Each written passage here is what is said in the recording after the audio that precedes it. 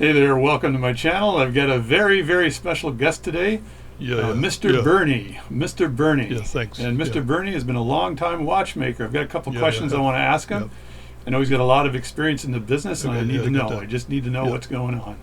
So, Mr. Bernie, thank you for being here. Yeah, thanks. And the first question I have is, how long have you been a watchmaker? Well, I've been kind of dabbling in the old watch thing for like 10 years, maybe 8 years, maybe 12 years. I'm not sure. I think I've been a watchmaker my whole life, maybe 20 years. I'm not really sure. Go ahead and ask me. That's very, very interesting. Very interesting.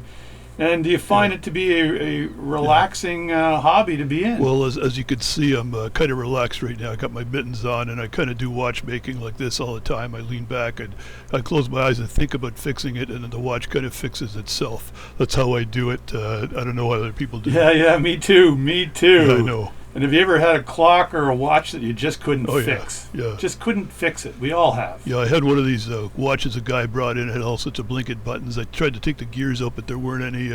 I tried to do all kinds of stuff with it. It had this Appel thing on it, and I just couldn't fix the darn thing. I did my best. I don't know whether you do that every often. I don't know.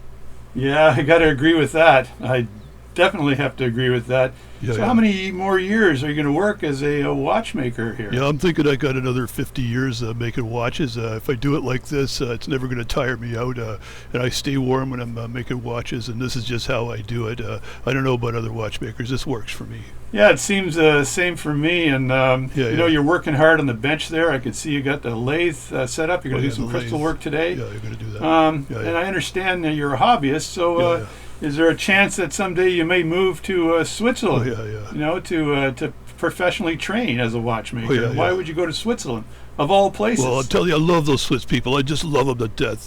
That's where a lot of watchmaking's happening at the old Shoda, whatever it's called. And I'm telling you, the Swiss, they sell cheese with holes in it, and they still charge the same amount, and there's less cheese.